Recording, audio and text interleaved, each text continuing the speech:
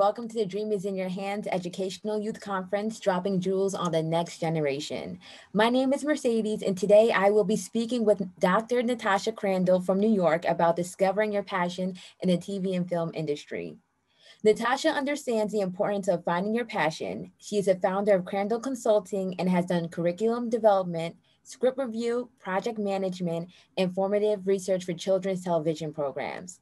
She's worked with Scholastic's Clifford the Big Red Dog, Universal Kids, Nickelodeon Sunny Day, Bubble Guppies, The Backyardigans, Disney's Junior Claude, Sesame Workshop, and many more international co-productions. Natascha, welcome to the conference. Hi, thanks so much for having me. It is an honor to have you here. And now that we're in this space, at what point in your life did you find your passion and how did it make you feel? Wow, that's a good question. I never planned to go into children's television. That was never on my horizon at all. When I went to college, my plan was to go into pre-med and to be a doctor. And I was thinking, But you're still a doctor. I am different kind, not the real, as my kids say, but I am a real doctor. But I was thinking of medicine because my family's all in medicine. And I was thinking of pediatrics. But after like all of the science and the math, and I just couldn't take it, I kind of fell into the idea of psychology. Psychiatry is where I was really interested in terms of medicine, but my dad was really kind of against psychiatry. He was a surgeon and felt like, no, don't go don't do psychiatry. So I kind of leaned toward pediatrics because I was interested in kids. But then I switched my major in school and was a psych major. And then did my master's in rehabilitation counseling, planning on being a therapist, worked as a therapist for a number of years as an addictions therapist. Then decided I wanted to do addictions therapy with kids, with adolescents, to really kind of nip it in the bud before addictions really starts, because I was working with a lot of older adults, and it just felt like if I could have met you when you were younger, maybe I could have made a difference. So I went back to grad school for my doctorate in school psychology, and I was focusing on adolescents, doing group therapy with adolescents, and really felt like that was it. This is it. And this is exactly what I need to do. And I love it so much. And this is my path. And then I just happened to answer this email from my advisor saying, hey, an old student needs a research assistant. She works in children's television. And I needed the money, had nothing to do that summer. So I answered it. And then once I tasted it, I kind of fell in love with it and couldn't believe it. But that's how I changed everything. Stopped focusing on addiction, stopped focusing on adolescents, went really young, focused on preschoolers, and started doing children's television then. That is amazing to hear. So what exactly is the difference between like your passion and your calling? I think I'm really lucky that I found both in this field. I think I have a passion for addictions. I still read books that people have written about their memoirs of addictions. I'm really interested in that. And that is a passion of mine. But this is really where I belong, this creative spot with young children. I look at things, I can look at scripts and know exactly the problem with it. I can look at shows that I haven't worked on and went and say, that's how I would change it. That's how it could be stronger.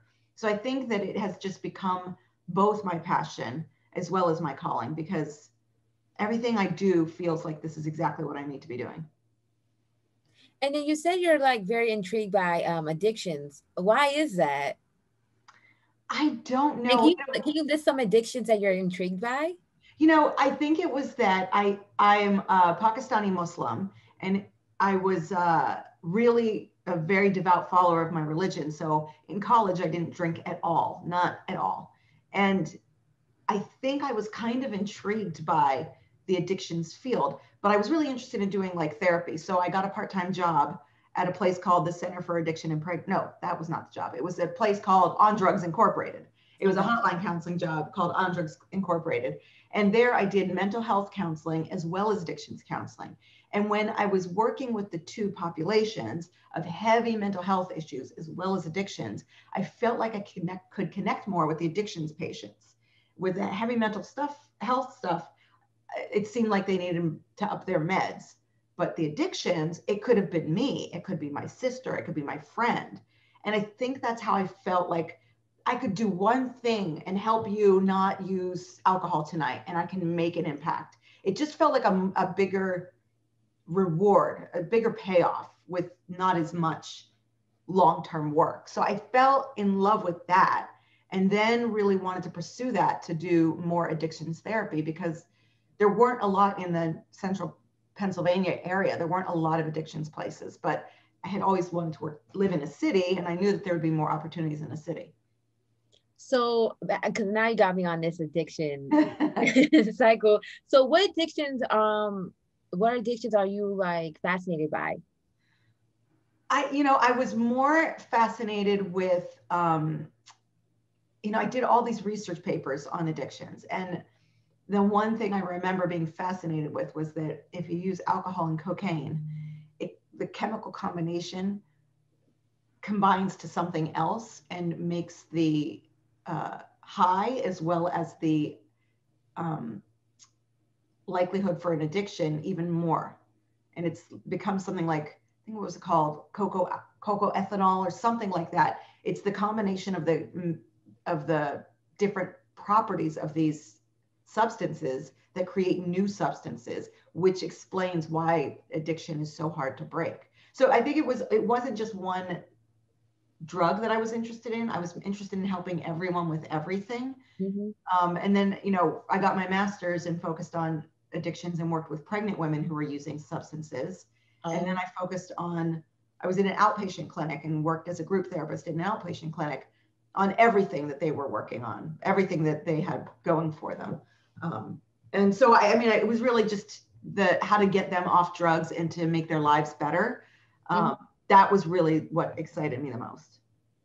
I'm so happy to hear that. That is because I have friends who are in the social work and like the psychology, who are in that those field. Yeah. In those fields. It's like they don't really mention addictions as much. Because addictions is not very beautiful. Like nobody's like, and they never gave a lot of money to the addictions groups. Like we always had the worst offices. We always had the most rundown buildings where we worked in. It wasn't. You didn't work in the most pleasant areas either. No, it have to be in areas where the clients are. So they're not the best areas. And it was like, all of these other diseases, although addictions isn't a disease, all these other diseases got people donating money to help cure it. Nobody donates money to the addicts ever. So you don't get money from the outside. You only get it from the federal government, which is why you have the least cushy office. I agree. Okay. Oh, now we got to get back on topic. So when did you turn your passion into a career? So it was that year of grad school when I got a taste of it. And then I said to the researcher that I was working with, well, that was fun. That was a fun summer. And, call me if you need any other help. I'm working on my dissertation and just call me if you need help. So she did. So throughout that year, she called and asked me if I could help out, which I did. And then it was the following year, she said, there's a job opening and it's at this great show called Wonder Pets. And I would love for you to be my research assistant. And I was like, oh my God, I don't want to do this. I want to be a school psychologist. I want to work in the schools with adolescents to focus on their drug use and help them be better people. Yeah. And I was like, I don't know that I want to do that. And she's like, okay, well, it would mean it's a full-time job and it would mean full-time. And I was like, but I'm in grad school and I can't stop my grad school. And then I said, well, I'm just working on my dissertation. What if I worked 4 days a week and not 5? And I spent one of those days of the week focused on my dissertation. And she said, well, you can ask them. So I said, well, let me just apply. If I apply and don't get the job, then that was easy. And so then I applied and then I got offered the job. And then I had to make the decision, am I going to do this or not? Like I didn't want to do children's television. I mean, it was interesting, but it wasn't what my career path was. I really wanted to work in the schools. And then I just kind of thought about it and I was like, this is a great opportunity. How many times do people say, here's a job in children's television, here's a job if you want it.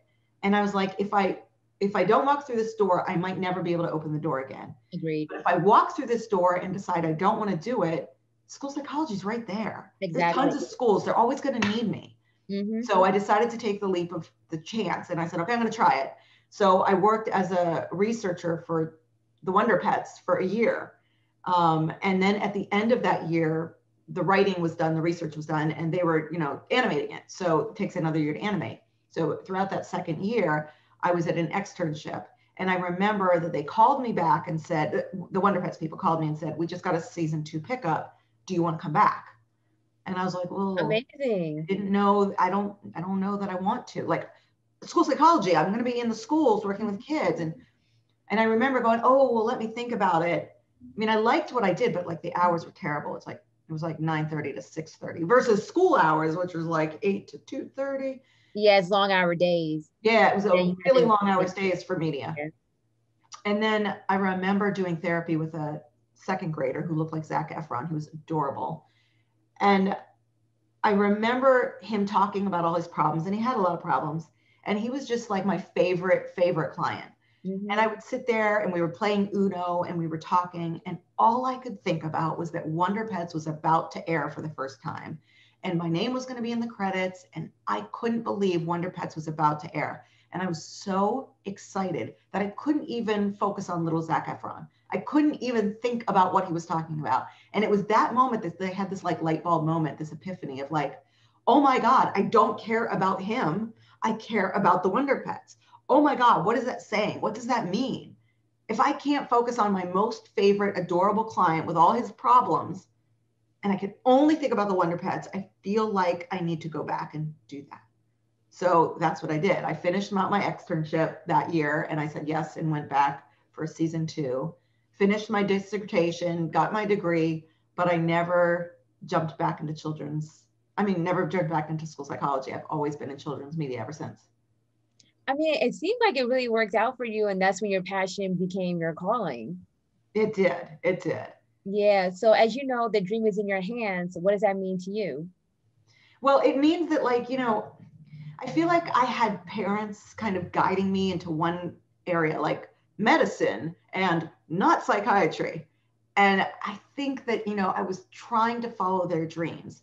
I had, very strong willed father. And as a Pakistani girl, I was kind of raised to listen and do what I was told. And I went to school to be what he wanted me to be. Mm-hmm. But I knew that I was not going to succeed in that. So I had to find out what I wanted, which was psychology.